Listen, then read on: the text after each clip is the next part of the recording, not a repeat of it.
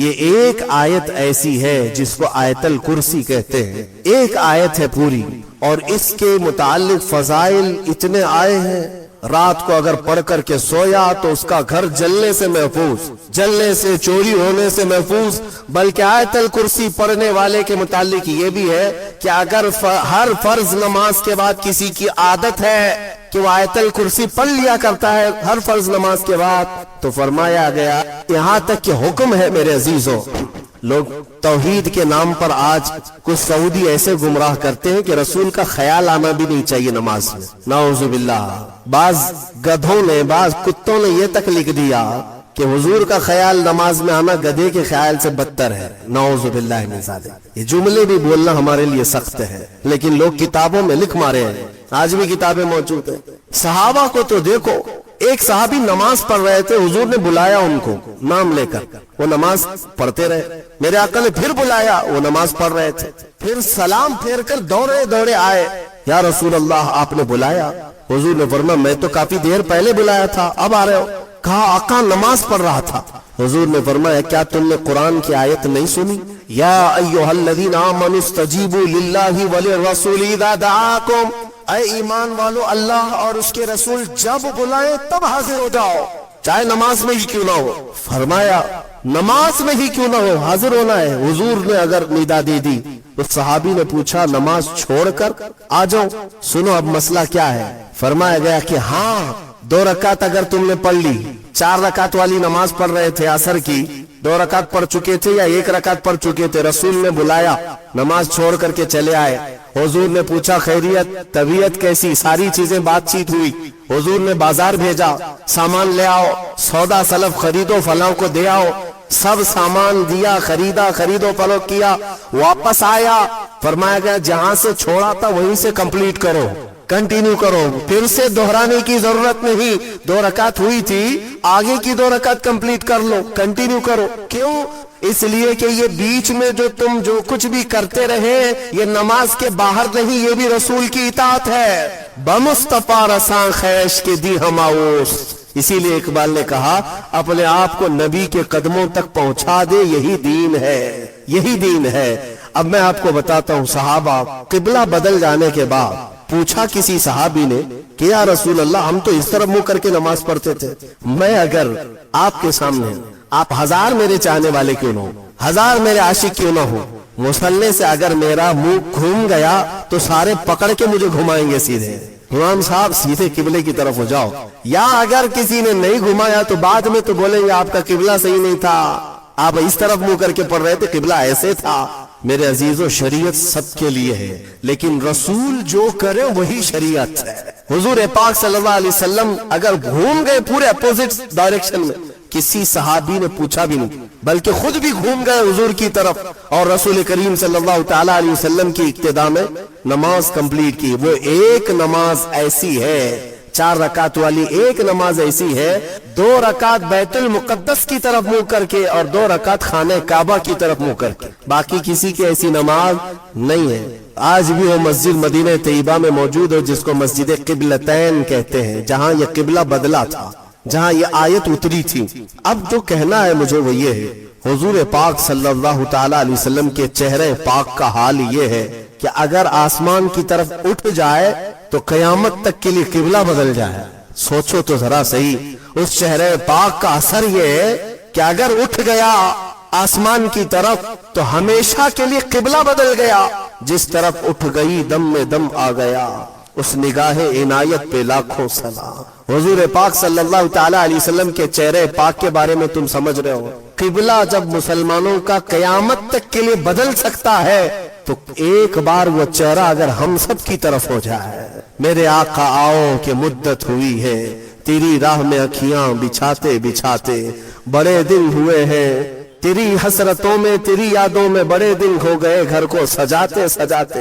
اے مومنو، تمنا یہ کرو حضور کی بارگاہ میں ہمیشہ کہ وہ چہرے جمال جہاں آرا ایک بار نظر آ گیا تمہیں تو تمہارا یہ ادھر ادھر کا قبلہ بدل جائے گا، پھر تمہارا قبلہ اسی محبوب دو جہاں کی طرف ہوگا۔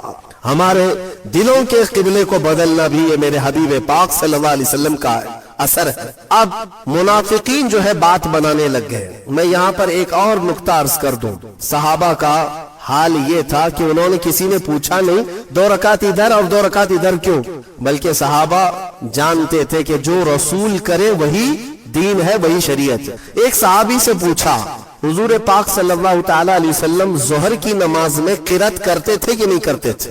حضور ظہر کی نماز میں قرات کرتے تھے یعنی آپ سب کو معلوم ہے نا 3 نمازیں جہری ہیں، 2 نمازیں سری، فجر مغرب عشاء، اس میں زور سے قرات کرتے ہیں امام، ہے نا؟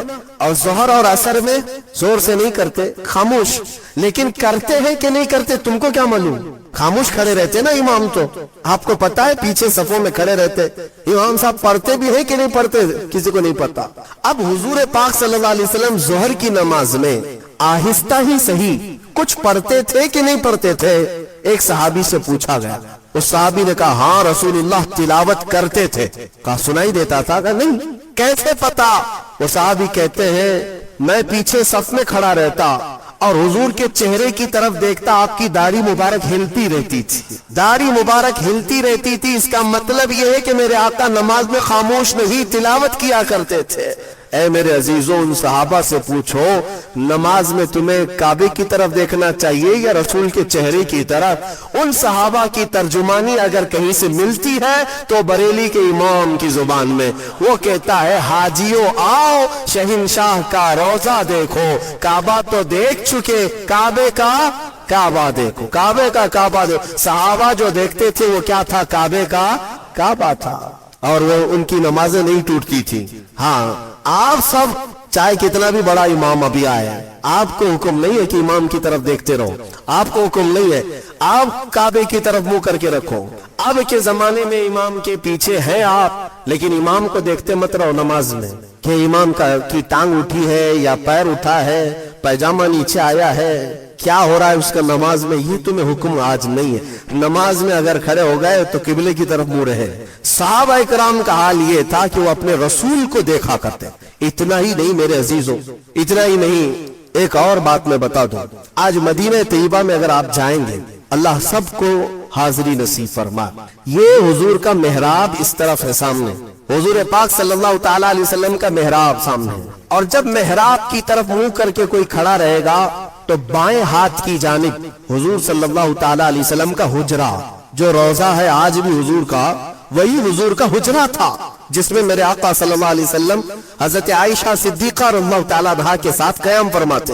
وہ حجرہ عائشہ صدیقہ ہے جس میں میرے آقا دفن ہے آج۔ کہاں ہے وہ؟ یہ سامنے محراب اور ادھر بالکل بائیں سائیڈ میں حجرہ ہے حضور کا، دروازہ بھی اس کا وہی تھا۔ جب اقامت یہاں بولتا مؤذن، حضور حجرے سے نکلتے تھے، اور جب حضور حجرے سے نکلتے صحابہ کھڑے ہو جاتے تھے اور صفیں لگ جاتی تھی۔ اندازہ کرو قبلہ ادھر ہے اور حضور کا حجرہ ادھر ہے بائیں جانب۔ حضور اکرم صلی اللہ تعالی علیہ وسلم کی وفات سے چند دنوں پہلے کی بات ہے، یہ آخری ایام ہے ظاہری زندگی کے، جب رسول کریم صلی اللہ تعالی علیہ وسلم علالت میں تھے، تکلیف بہت زیادہ تھی، بخار کی شدت تھی، 1 مہینے تک بخار کی شدت رہی، سفر کے مہینے میں۔ ان دنوں میں بعض مرتبہ ایسا ہوا حضور اکرم صلی اللہ تعالی علیہ وسلم اپنے حجرے سے نکلتے تو 2 صحابہ کے کندھوں پر ہاتھ رکھ کر کے آتے تھے، تکلیف کی شدت تھی لیکن پھر بھی مسجد میں آ جاتے۔ لیکن آپ کی وفات سے چند دن پہلے ایسے حالات پیش آئے کہ حضور اپنے حجرے سے باہر نہیں آتے تھے۔ صحابہ کی نمازیں کون پڑھاتا تھا؟ حضرت ابو بکر صدیق پڑھاتے تھے، مصلی پر آپ پڑھتے، نمازیں آپ پڑھاتے۔ 17 نمازیں حضرت ابو بکر صدیق نے پڑھائی۔ ایک روایت میں پڑھتا ہوں تو آنکھیں بھیگ جاتی ہیں، مغرب کی اذان ہو چکی، صفیں لگ چکی، مؤذن اقامت بول چکا، حضرت ابو بکر صدیق مصلی پر جا چکے، تکبیر باندھ لیے، اچانک حضور کا حجرہ کھل گیا۔ کئی دن سے میرے آقا آئے نہیں تھے، جیسے حجرہ کھلا سارے صحابہ مڑ کر کے میرے آقا کی طرف دیکھنے لگ گئے، قبلے کی طرف نہیں، حجرے کی طرف سب مڑ گئے۔ اور جب رسول کریم صلی اللہ تعالی علیہ وسلم کے چہرے پاک کی چمک دیکھا، سارے صحابہ کے دلوں میں ایسی رقت طاری ہو گئی، ان کی آوازیں بلند ہو گئی، بعض نے ہاتھ پر آواز مار مار کر کے کہا ابو بکر پیچھے آ جاؤ، آفتاب رسالت آ چکے، رسول کریم صلی اللہ تعالی علیہ وسلم آ چکے۔ میں یہ نماز کی حالت کی بات کر رہا ہوں، نماز کی حالت۔ صحابہ جانتے تھے کہ رسول کی رضا ہی یہ اللہ تک پہنچنے کا ذریعہ ہے۔ اگر رسول کو راضی کر لیا تو ساری عبادتیں ہیں، اور اگر وہ راضی نہ تو ساری عبادتیں فضول ہیں۔ صحابہ کرام رضوان اللہ تعالی علیہ مجمعین نے جب آواز لگائی تو وہ ابو بکر صدیق مصلی پر جو ہے، میرے عزیزوں، مصلی پر جا چکا امام، تکبیر باندھا ہوا امام، جب آواز آئی پیچھے سے تو وہ خود بھی بائیں جانب مڑ کر دیکھتے ہوئے پیچھے کی طرف آنے لگ گئے۔ نماز توڑ کر کے نہیں، رکعت باندھ کر کے پیچھے کی طرف آنے لگ گئے۔ رسول کریم صلی اللہ تعالی علیہ وسلم جب تشریف لائے تو مصلی پر میرے آقا صلی اللہ تعالی علیہ وسلم کو بٹھایا گیا۔ یہ کیسی نمازیں تھی، کیسی نماز! ہم اور آپ اگر حرکت بھی کریں تو نماز ٹوٹ جائے، نماز باطل ہو جائے، فاسد ہو جائے، لیکن رسول کے لیے اگر چہرہ پھر بھی گیا تو نماز باطل نہیں، بلکہ میں کہتا ہوں وہی تو عین نماز ہے۔ ظالموں، تم کہتے ہو رسول کا خیال آنا، معاذ اللہ رب العالمین، برے کلمات کہتے ہو، گدھے کے خیال سے بدتر ہے۔ ان صحابہ سے پوچھو، وہ اللہ رب العزت کی عبادت کرتے تھے لیکن رسول کے چہرے کو بھی دیکھا کرتے تھے۔ اس لیے میں نے کل ہی آپ کے سامنے یہ عرض کیا، قرآن کی اگر تفسیر بھی سننا ہو تو اے سنیو، شرط یہ ہے کہ دل کو محبت مصطفیٰ کا ایک عظیم مدینہ بناؤ، تبھی تمہیں قرآن کی آیتیں سمجھ میں بھی آئے، تبھی تمہیں قرآن کا لطف بھی ملے گا اور لذت بھی ملے گی۔ اور حضور کو چھوڑ کر کے کچھ سننا چاہو تو پھر اندھیرا اندھیرا، کچھ نہیں ہے۔ بہرحال یہ قبلے کے تبدیل ہونے والی جو آیتیں آئی، اس پر یہودیوں نے بہت واویلا مچایا، بہت واویلا مچا رہے۔ اتنے سالوں سے قبلہ تھا، نبیوں کا قبلہ تھا، انہوں نے بدل دیا، انہوں نے بدل دیا، یہ آ کر کے بدل دیے، اس طرح کی باتیں آنے لگی۔ تو رب تبارک و تعالیٰ نے ابھی اپنے حبیب صلی اللہ تعالی علیہ وسلم سے یہ فرمایا، آپ ارشاد فرمائیں وَمَا أَنْتَ بِتَابِعٍ قِبْلَتَهُمْ، آپ فرما دیں ان سے کہ میں تمہاری قبلے کی پیروی کرنے نہیں آیا، بلکہ رسول جو کہہ دیں گے وہی قبلہ ہے۔ عزیزان گرامی وقار، قبلے کی تبدیلی کا حکم جو آیا وہ اسی پارے میں اس کا ذکر ہے، اور اس کے بعد پورے اس دوسرے پارے میں کئی احکام نازل ہوئے، کئی احکام ہیں شہیدوں کے متعلق اسی آیت میں ہے۔ فرمایا رب تعالیٰ جو اللہ کی راہ میں مارے جائیں انہیں مردہ نہ کہو، وہ زندہ ہیں، بل احیاء ولکن لا تشعرون۔ بعض لوگ ہم سے پوچھتے ہیں آپ رسول کو وفات کے بعد بھی زندہ مانتے ہیں، قرآن کی کوئی دلیل ہے آپ کے پاس؟ قرآن کی کوئی دلیل ہے؟ قرآن کی کوئی آیت ہے؟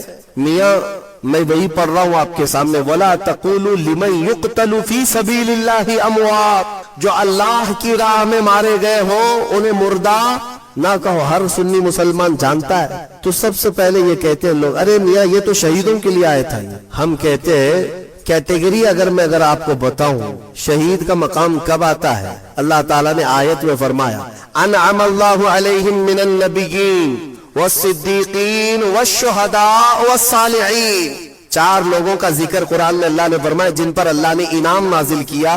نمبر 1 النبیین، انبیاء سب سے پہلا مقام ہے، والصدیقین دوسرے نمبر پر صدیق ہوتے ہیں، تیسرے نمبر پر شہید۔ تیسرے نمبر والا جب اپنی قبر میں زندہ ہو سکتا ہے تو پہلے نمبر والا کیوں نہیں زندہ ہو سکتا؟ بلکہ دوسرے نمبر پر جو صدیق ہے وہ بھی اپنی قبروں میں زندہ ہے۔ 7 ہجری ہو چکی تھی حضور کی وفات کے 50 سال بعد، 7ویں ہجری میں مدینے میں ایک سیلاب آیا۔ توجہ چاہتا ہوں، یہ حدیث میں موجود ہے، سیلاب آیا اور پانی اتنا بھر گیا کہ مسجد نبوی میں بھی آیا۔ مسجد نبوی میں جب پانی آیا تو حضور کے حجرے میں بھی داخل ہوا۔ مٹی کی قبریں تھی، ایک قبر کھل گئی، قبر کھل گئی تو پیر باہر نظر آنے لگا، خوبصورت پیر۔ مدینے والے سب جمع ہو گئے کہ رسول اللہ کا پیر نظر آنے لگا۔ کب کی بات؟ 7ویں ہجری کی بات کر رہا ہوں، 60 ہجری حضور کی وفات کے 50 سال بعد۔ تو صحابہ بھی جمع ہوئے، اس میں پھر ایک تابعی حضرت عروہ بن زبیر رضی اللہ، وہ آگے بڑھے اور انہوں نے کہا، غور سے دیکھا، قدم کو چھوا بھی اور لوگوں سے کہا، اے مدینے والوں، یہ اللہ کے رسول کا قدم نہیں، یہ عمر ابن خطاب کا قدم ہے۔ میں اچھی طرح سے جانتا ہوں، واللہ ہذہ لقدم عمر، قسم خدا کی یہ پیر عمر ابن خطاب کا ہے۔ اور روایت بیان کرنے والے کہتے ہیں کہ پیر کو جب چھوتے تھے تو خون اپنی جگہ سے ہٹ جایا کرتا تھا، جیسے زندوں کو چھوئے تو خون ادھر سے ادھر ہوتا ہے۔ یہ 60ویں ہجری میں کس کا پیر؟ عمر ابن خطاب رضی اللہ تعالیٰ عنہ کا، جن کے پہلو میں آرام کرنے والا زندہ ہے، تو پھر اس رسول کی برکت کا حال کیا ہوگا؟ تو زندہ ہے واللہ، تو زندہ ہے واللہ، میری چشم عالم سے چھپ جانے والے، جو تم کو مردہ کہے وہ مردہ ہے واللہ، اور اے رسول پاک تم زندہ ہو واللہ، تم زندہ ہو واللہ۔ یہ ایک عقیدہ یہاں سے لے کر کے چلو۔ شہداء کی زندگی کا بھی تذکرہ آج کی تلاوت میں ہم نے حاصل کیا، اور ایک اہم چیز آج کے پارے میں ہم نے جو تلاوت کی وہ ہے حج کے احکام۔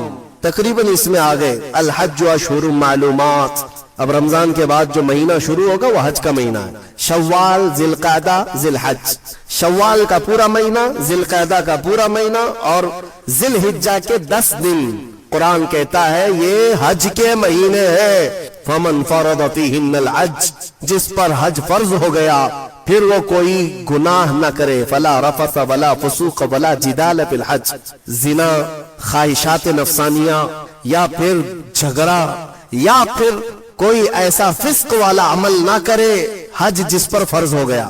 اب حج کس پر فرض ہوا؟ ہمارے ہاں تو یہی حال ہے کہ بیٹی کی بھی شادی ہو چکی ہو، بیٹے کی بھی ہو چکی ہو، سب کے عقیقے بھی ہو چکے ہو، ان کے تمام کام سب ہو چکے ہوں، بال سفید ہو گئے ہوں، کمر ٹیڑھی ہو گئی ہوں، تب حج فرض ہو رہا ہے۔ میاں حج کیا فرض ہو رہا ہے؟ اس وقت تو قبر فرض ہونے والی ہے۔ ابھی حج جو ہے عمر کے اعتبار سے فرض نہیں ہے۔ صاحب استطاعت کسے کہتے ہیں؟ حج پر جانے اتنی رقم تمہارے پاس ہے، 1 مہینہ حج کے لیے لگتا ہے، اور جاؤ گے تو تمہارے گھر والوں کو راشن پانی مل جائے گا 1 مہینے کا، تو حج فرض ہو گیا۔ 50 لاکھ کا گھر بنا لیتے ہیں، 5 لاکھ کا حج نہیں ہو سکتا۔ سمجھ لو تمہارے پاس اس زمانے میں 5 لاکھ ایکسٹرا ہے تو میرے اندازے کے مطابق اس پر حج فرض ہو چکا۔ اور میرے آقا صلی اللہ علیہ وسلم نے فرمایا جس پر حج فرض ہوا اور وہ حج کے لیے نہیں گیا، میرے آقا فرماتے مجھے اس کی پرواہ نہیں کہ وہ یہودی ہو کے مرے یا عیسائی ہو کے مرے۔ حج کی فرضیت کو ہلکے میں لیتے لوگ۔ میں وہاں حج میں اکثر جا کر دیکھتا ہوں، سب سے بوڑھے حاجی کہیں کے ہوتے ہیں تو ہندوستان کے، پاکستان کے، بنگلہ دیش، سب سے بوڑھے حاجی ایسے لٹکے ہوئے آتے ہیں بیچارے، ان کو نہ عرفات کا میدان معلوم، نہ مینا، نہ مزدلفہ۔ احکام کیا کریں گے؟ راستے پہ بیٹھ گئے، بلاتے چلیے حاجی صاحب عرفات کا میدان وہاں ہے، اس میں ٹھہرنا فرض ہے۔ کہا نہیں بابا تھک گئے، اللہ معاف کرے گا، اللہ تو یہاں ہندوستان میں بھی معاف کرتا۔ گئے تو پیسے دے کر کے، احکام تو پورے کرنے ہی ہے۔ اگر احکام کیے بغیر تم یہ کہتے بیٹھ جاؤ تو میرے عزیزو یہ مذاق ہے۔ اسی لیے جوانی میں اگر مال آ گیا، استطاعت آ گئی تو جوانی میں حج فرض ہے۔ انڈونیشیا والوں کے بارے میں ہم نے سنا ہے، حج نہیں کرتے تو ان کو لڑکی بھی نہیں دیتے ہیں، شادی کرنے سے پہلے وہاں جوان لوگ حج کر چکے ہوتے ہیں۔ حج نہیں تو عمرہ، غریب آدمی عمرہ کرے گا تو اس کو بیوی ملے گی۔ لہذا آپ میں سے جو اس طرح کے خیالات پالتے ہو کہ ابھی بہت کام باقی ہے، بعد میں دیکھ لیں گے حج، تو ان کے لیے یہ وعید ہے۔ کچھ بوڑھے جا چکے حج کے لیے، لیکن بہت سے تو ایسے ہیں موت آ گئی، وہ پلاننگ کرتے رہ گئے اور موت آ گئی، پھر ان کے لیے وہی وعید ہے جو حدیث پاک میں آئی۔ پتہ نہیں ان کا خاتمہ کس انجام کے ساتھ ہوا ہو۔ حضور فرماتے مجھے اس کی پرواہ نہیں کہ یہودی ہو کے مرے یا عیسائی ہو کے مرے، اللہ نے اگر طاقت دی ہے، استطاعت دی ہے اور مال دیا ہے تو حج کر لیا کرے۔ یہ حج کے احکام بھی اس پارے میں آج ہم نے تلاوت کی ہے، اور خصوصیت کے ساتھ آخری بات میں عرض کروں، تیسرے پارے کی شروعات تھی، ہم نے جو آیتیں تلاوت کی وہ آیت الکرسی ہے، اللہ لا الہ الا هو الحی القیوم۔ یہ ایک آیت ایسی ہے جس کو آیت الکرسی کہتے ہیں، ایک آیت ہے پوری، اور اس کے متعلق فضائل اتنے آئے ہیں کہ اللہ تعالیٰ نے اپنے رسول کو خاص تحفے کے طور پر آیت الکرسی عطا فرمائے۔ جو آیت الکرسی پڑھ لیتا ہے وہ ساری بلاؤں سے محفوظ ہے۔ رات کو اگر پڑھ کر کے سویا تو اس کا گھر جلنے سے محفوظ، جلنے سے، چوری ہونے سے محفوظ۔ بلکہ آیت الکرسی پڑھنے والے کے متعلق یہ بھی ہے کہ اگر ہر فرض نماز کے بعد کسی کی عادت ہے کہ وہ آیت الکرسی پڑھ لیا کرتا ہے ہر فرض نماز کے بعد، تو فرمایا گیا کہ جب اس کی روح نکلنے کا وقت آئے گا اس کی روح نکلنے کا وقت آئے گا تو ایسا ہوگا کہ اس کی روح ادھر نکالی جا رہی ہوگی، ایک قدم دنیا میں ہوگا، دوسرا قدم جنت میں ہوگا، اور اس کی روح قبض کرنے کے لیے بھی یہ حکم آیا کہ اتنی آسانی کے ساتھ اس کی روح نکالی جائے گی کہ اسے اندازہ بھی نہیں ہوگا، پتہ بھی نہ چلے گا۔ آیت الکرسی پڑھنے کی عادت ڈالو، حفاظت کے لیے بھی، اور جو اللہ رب العزت سے بے پناہ محبت کرنا چاہتا ہے، اپنے رب سے بے پناہ محبت کر کے قریب ہونا چاہتا ہے، اسے آیت الکرسی کا ورد ضروری ہے۔ وہ جس قدر آیت الکرسی پڑھے گا مولا تعالیٰ اتنا قریب اس بندے کو کرتا جائے گا۔ اور ایک بات یاد رکھ لیں، الحمدللہ بچپن سے ہمیں بھی یہ عادت ہے، آیت الکرسی پڑھنے والے کی ایک اور فضیلت ہے کہ اسے پھر دوسری کرسی کی لالچ بھی نہیں آئی۔ ہاں، کرسی والوں کو میں یہ کہتا ہوں آیت الکرسی پڑھا کرو تاکہ یہ نحوست دل سے نکل جائے، یہ کرسی وہ کرسی وہ کرسی یہ کرسی، کب تک کرسیوں کے پیچھے چلو گے؟ جس کے پاس آیت الکرسی ہو، جیسے دیکھو اجمیر کے خواجہ کی کرسی آج تک کوئی نہیں ہلاتا، کوئی نہیں ہلاتا، اور اس کرسی کے لیے کبھی الیکشن بھی نہیں ہوتا۔ ہماری بات ہمارے اور 100 نسلیں بھی آئیں گی، ہندوستان کا بادشاہ وہ نسلیں غریب نواز کو ہی سمجھا کریں گی، کیوں؟ وہ آیت الکرسی والے بادشاہ ہیں۔ لہذا اے سنی مسلمانوں، آیت الکرسی کا ورد رکھو۔ یہ کرسیوں کی لالچیں بھی بہت خطرناک ہوتی ہیں، بسا اوقات انسان کو کافر بنا دیتی ہیں، بسا اوقات انسان کو گمراہ کر دیتی ہیں۔ ہم نے دیکھا ہے اولیاء اکرام کی تعلیم میں، اولیاء اکرام جب کسی کی تربیت کرتے ہیں نا تصوف میں، تو تربیت میں سب سے پہلے وہ 2 چیزوں کو مارتے ہیں۔ پہلی چیز یہ ہے کہ کھانے میں لالچی نہ ہو، بہت زیادہ کھانا بند کر دو۔ اگر کسی ولی کے دربار میں تربیت لینا ہے تو پہلی تربیت وہ یہ کرتے ہیں کھانے پر کنٹرول، اور دوسری تربیت کسی بھی مقام، مرتبے، منصب اور کرسی کی لالچ ہرگز نہیں۔ کوئی عمل اس لیے نہیں کرے گا کہ مجھے یہ مقام ملے، دنیاوی منصب ملے۔ اسی لیے میرے آقا صلی اللہ تعالی علیہ وسلم نے بھی ارشاد فرمایا کہ دنیا طلب کرنے والا اگر علم دین بھی حاصل کرے گا تو ایسا ہی ہے جیسے خنزیر کے گلے میں موتیوں کا ہار ڈالا جائے۔ حب جاہ، حب مال، حب مقام، حب منصب، یہ بری خصلتیں ہیں۔ اللہ ان تمام چیزوں سے ہمیں محفوظ رکھے۔ من رکع فرفع، حضور نے فرمایا جو جھک گیا اللہ اسے بلند کرتا ہے، اور جو اکڑ گیا اللہ اسے ہمیشہ ذلیل کرتا۔ تو یہ کرسیاں ہی ہیں جو اکڑ پیدا کرتی ہیں۔ آیت الکرسی کا ورد ہمیشہ رکھو، بہت ساری چیزوں سے تمہیں محفوظ کر دے گی۔ آخری بات، اس میں تیسرے پارے کی ایک بہت ہی اہم چیز بیان ہوئی ہے، وہ کیا ہے؟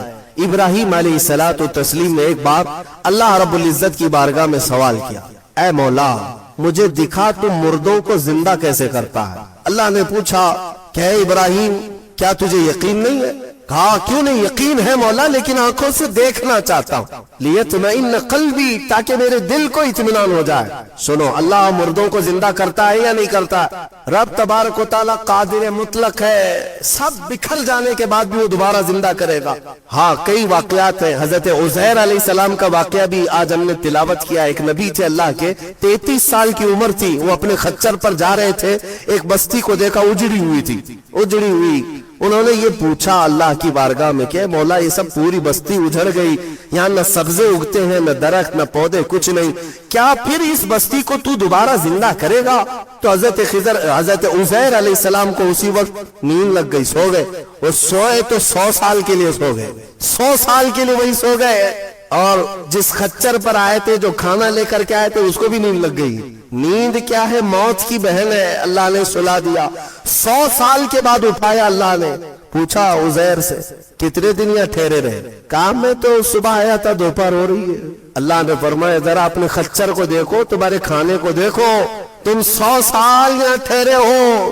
حضرت عزیر جب اٹھے اور گئے تو ان کی عمر تو 33 تھی، ان کی عمر تو 33 سال ہی تھی۔ مولا 100 سال سلایا، اس کے بعد بھی جوان ہی اٹھایا۔ جب اپنی آبادی میں آئے تو ان کے زمانے کے بچے بھی بوڑھے ہو چکے تھے، خود ان کی اولاد جو ان کے بیٹے تھے وہ ان سے بھی بڑے ہو چکے تھے، 118 سال، 115 سال، 110 سال کے ان کی عمریں ہیں، اور حضرت عزیر کی عمر تو 33 سال ہے۔ حضرت عزیر آئے اور کہا میں عزیر ہوں، اللہ کا نبی۔ لوگوں نے انکار کر دیا کہ وہ 100 سال پہلے جا چکے، تم کہاں سے آئے ابھی؟ ایک خاتون جو ان کے گھر کی کنیز تھی وہ بہت بوڑھی ہو چکی تھی. اس نے کہا میں عزیر کو 2 علامتوں سے پہچانتی ہوں, اگر وہ 2 علامتیں اس کے اندر ہیں تو یہ عزیر ہے. وہ آئی, کہا ایک تو یہ ہے کہ پورے زمانے میں تورات اگر کسی کو لفظ بلفظ یاد ہے تو صرف عزیر علیہ السلام, کسی کو نہیں. ایک علامت یہ ہے. دوسری یہ ہے کہ ان کی پیٹھ پر ایک نشان ہے جو کسی کے اندر نہیں ہے, وہ میں دیکھ چکی ہوں. حضرت عزیر کو جب اس بوڑھی نے یہ کہا تو حضرت عزیر علیہ السلام نے لفظ بلفظ پوری سورہ تورات سنا تھی اور ان کی پیٹھ پر وہ نشان بھی باقی تھا. تو اس خاتون نے پکار کر کہا اے لوگوں, یہ اللہ کی قدرت ہے, یہی عزیر ہے جو 100 سال پہلے ہم سے بچھڑا تھا, آج مولا نے 100 سال بعد دوبارہ اسے ہمارے ہاں اٹھا کر لایا ہے. یہ واقعہ کیوں پیش آیا؟ یہ ان منکرین کو بتانے کے لیے جو یہ سمجھتے ہیں کہ موت کے بعد پھر اللہ کسی کو نہیں اٹھا سکتا, اسی لیے کچھ لوگ جلا کر راکھ کرتے ہیں, کچھ لوگ چیل کووں کو کھلا دیتے ہیں کہ مرنے کے بعد پھر پکڑ نہیں ہونی چاہیے. یہ شراب کیوں پیتا تھا, چوری کیوں کرتا تھا, کوئی ڈنڈے مارنے والا نہ ہو, ہم تو اس کو جلا کے راکھ کر چکے. مولا قرآن میں بیان فرماتا ہے جو رب ایک پانی کے قطرے سے تمہیں انسان بنا سکتا ہے, تمہاری راکھ کو جمع کر کے دوبارہ تمہیں زندہ کیوں نہیں کر سکتا؟ وہ قادر مطلق ہے, دوبارہ اٹھائے گا. ہمارا عقیدہ کیا ہے؟ موت کے بعد ہم دوبارہ ہوں گے کہ نہیں ہوں گے, لیکن اس دنیا میں نہیں, پنیہ جنم نہیں. ہاں, یہ پنیہ جنم والا نہیں ہے. ہمارا جو عقیدہ ہے وہ یہ ہے کہ مریں گے یہاں, اٹھیں گے قیامت کے دن.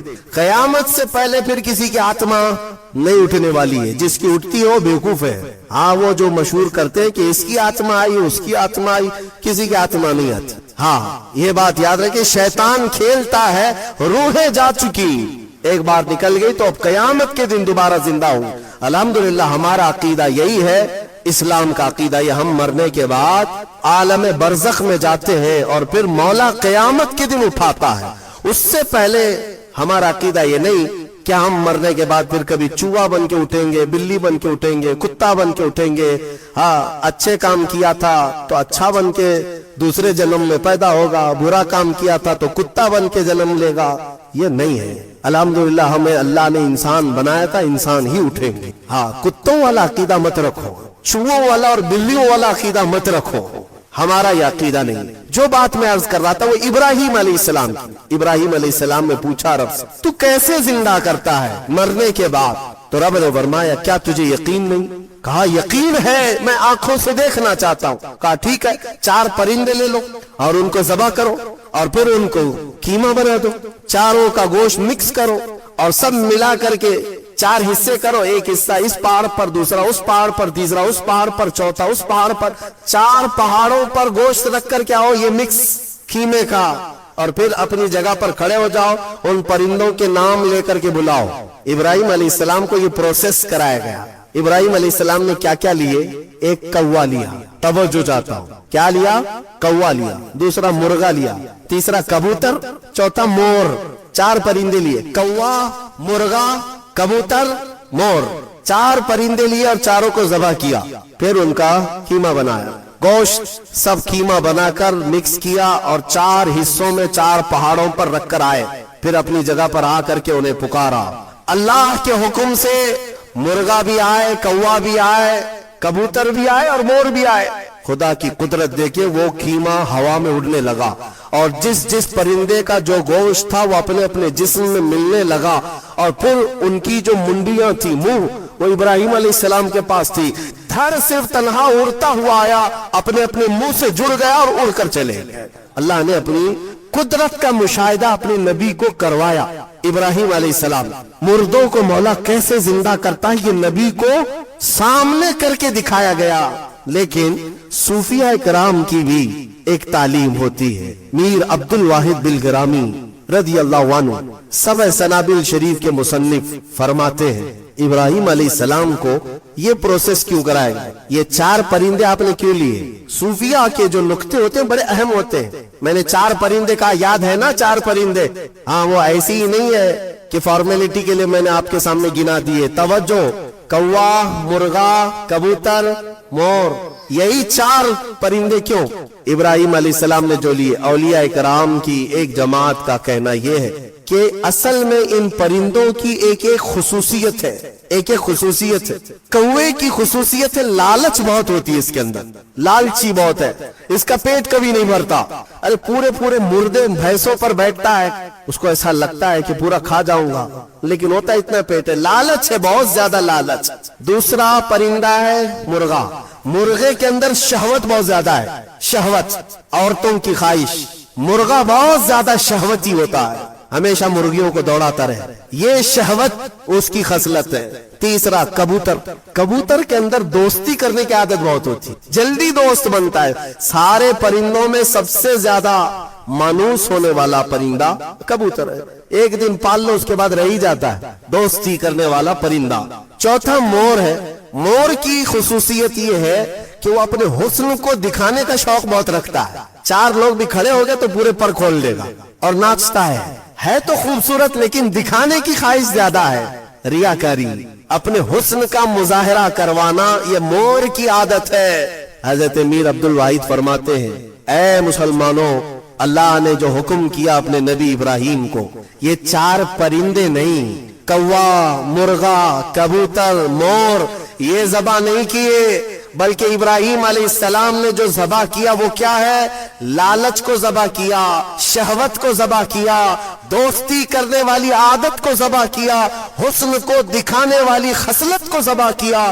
جب ان بری خصلتوں کو کوئی ذبح کرتا ہے تو مولا مردوں کو زندہ کرنے والی قدرت بھی دکھاتا ہے۔ یہ ہے اصل۔ اگر